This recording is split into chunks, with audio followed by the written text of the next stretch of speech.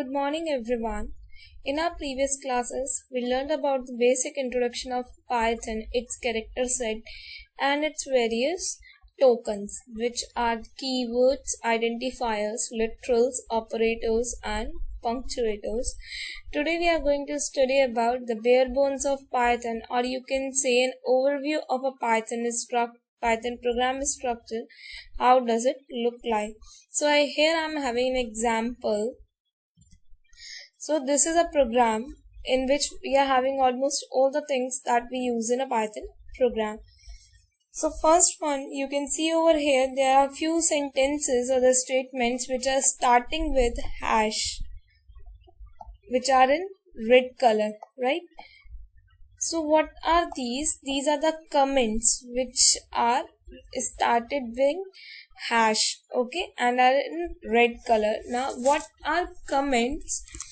Okay, so basically comments are the additional readable information to clarify the source code, or you can say that these makes the program more readable as these are the additional information. Okay, a physical line is the one complete line that you can see on a computer, whereas a logical line is the one that Python sees as one full statement. Okay, why I'm saying physical and logical lines? Now see over here, when we are saying the statement is with hash, starting with hash, okay, so it is a physical line. But if I'm talking about this line, definition, def cu, or these are the expressions over here, so these are the logical line which a program is understanding. Okay, now comments. When a comment is starting with a hash, it is by default. Okay, if it is getting in the starting one, then it will begin. Else, if it is within the line, then it is known as an inline comments. Now, if you are creating a single line comment, then we are using hash. Okay, and if we are creating a multiple line comments, then we use docstrings. Docstrings are 3 single apostrophes. Okay, and after that, when you complete those multiple lines, then you have to add those docstrings. These are known as the docstrings. Now next one, you are having a function over there. What is a function? A function is a code that has a name and it can be reused by specifying its name in the program. So you can see over here def cu. Okay, so def is a keyword, right? Def is a keyword and cu is my function name. Same case, if is a keyword, else is a keyword, and here you can see that we are calling a function. Okay, so our keywords are def, if, else, which are written in the orange color. A function is written in the blue color. Okay, next one you can see over here, when we are entering inside the function or a particular logic, we are having a space over here, right? You are seeing this space. This space is known as the indentation. Okay, this space is known as indentation. Basically, a group of statements which are a part of another statement or a function are called block. Okay, so the statements which are part of another statement are known as block, or it is also known as a block suite. Next one, our indentation is of 4 characters only, and you are not allowed to do more than 4 characters or unnecessary indentations. Okay, now next one we are having is expressions.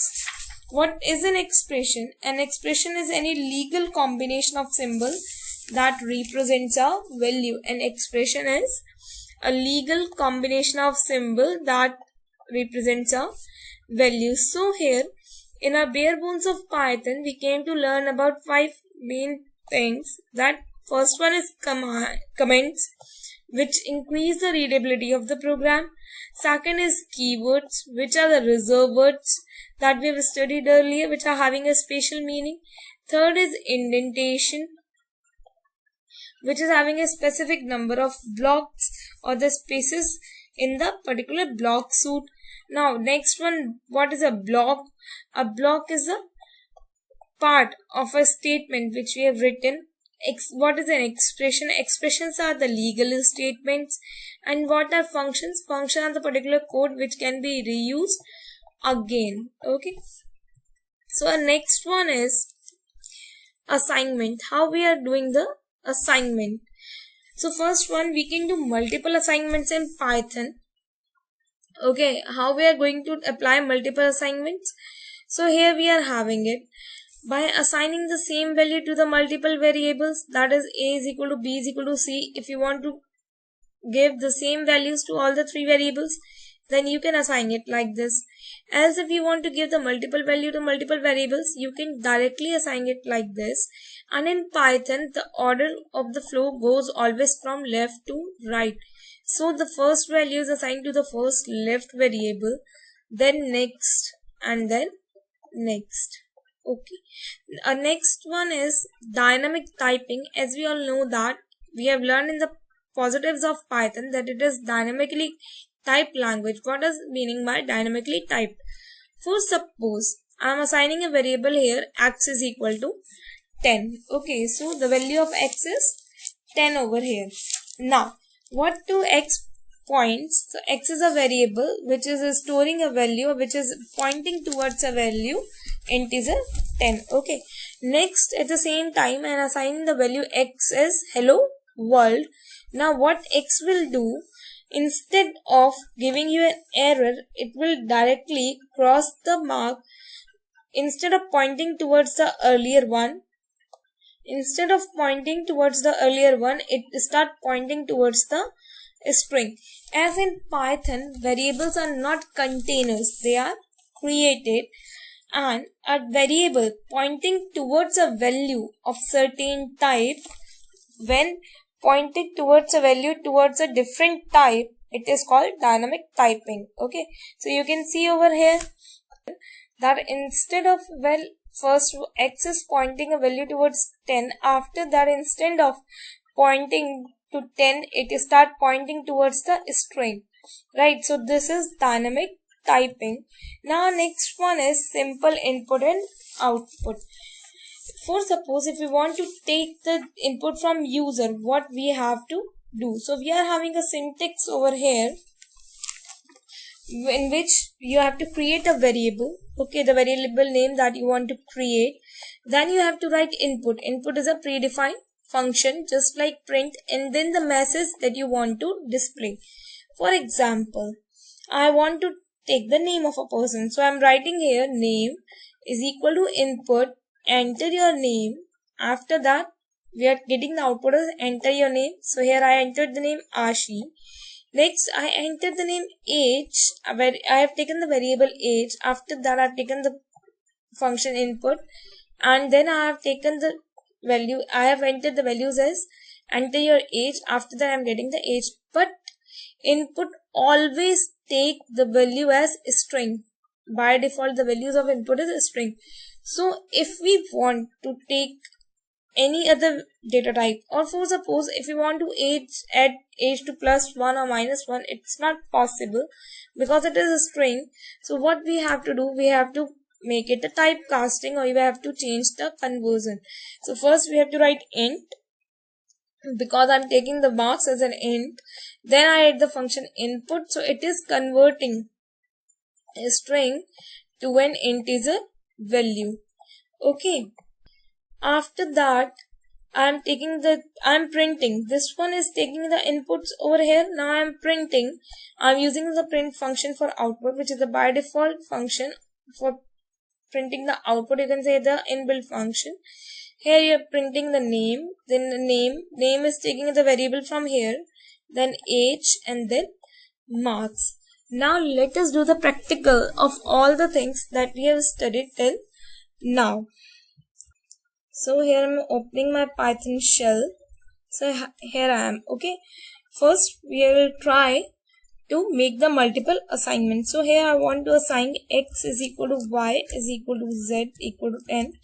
So we get the values of x is 10, y 10, z 10. Okay, we are having the same values for all the three variables. Now if I want to do the multiple assignments with multiple values, then what I have to do?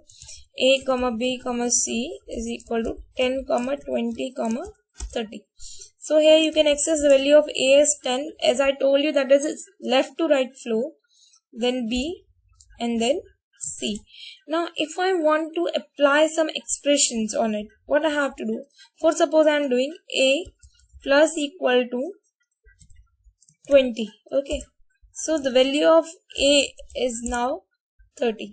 Okay, now after that we are having the dynamically typing, right? So you can see here my variable a is having the value as 30. Now I am giving value as a as silver. Okay, now I am pointing it to silver. Now what my a points to, it was silver. Okay, so this is dynamically typing. Okay, next one, simple input and output. Now let us study simple input and output. What is the effect of dynamic typing over here and what is the input? First, I am taking the input function directly, that is name is equal to input enter name. Okay, so here enter name, so I am typing Ashi. I have entered the name Ashi. Now if I want to access name, I am able to access the name. Now I want to get the age is equal to input, because input is for taking the input, enter age. Now I get the age, I am entering the age as 23. Now what if I want to add plus 2 to age? It will give you error because our age is of type int. For checking what type of variable you are having the function type, put the variable inside the function. So you get the variable that age is of class string. Now I want to take age as an integer. What I have to do? I'm getting age is equal to int. I'm writing it first int. This is called casting or changing to another data type. Int, then input.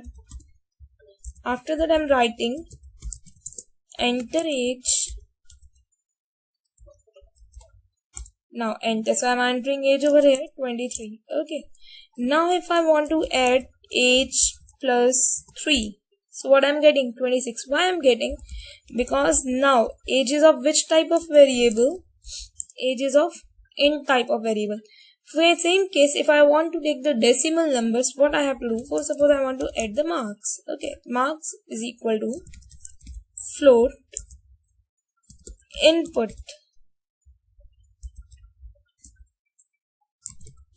enter marks. So here I'm entering 78.9. Okay, so what type of variable is my marks? You can see over here it is a float type. Now I will show you how to create a Python program, basic Python program. So we are creating a basic Python program of adding two numbers. Okay, so first I am taking the input. Okay, so first number is a is equal to int input enter first number. Here I am having wrong spelling of input. Okay, now next number, same case as above. B is equal to int input enter another number. Now I'm taking in another variable, or you can directly print it. Okay, so I'm directly printing it. Print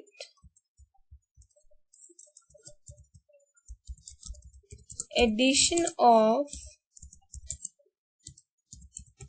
two numbers. Okay, instead of writing a and b, what I'm doing, I'm taking the values from it. Okay, so if I want to do this, what I have to do? First I have to make the line or the you can say the message that I want to print directly. I have to put it in inverted commas, and the variable that I want the value of it, I have to write it directly. Then addition of two numbers A and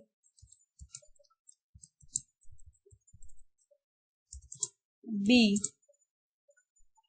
then again comma, is what I'm writing in apostrophe is it will get printed directly and as it is. Okay, so it is A plus B. Fine. So here is our first program of Python, addition of two numbers, and I'm adding a comment over here. Okay, program to add two numbers. Fine. Now I'm saving this program. File, save as, practice. Okay, I'm saving it as. Fine. Now I'm running my file. It is F5. So first number you can see over here. Okay, you have to enter the first number. I'm entering the first number as 78. Enter another number 89. And the addition of two numbers 78 and 89 is 167. Okay. So children, in our today's class, we learned about how to create a simple Python program and what are the basics or the structure of a Python program. Okay. Thank you children.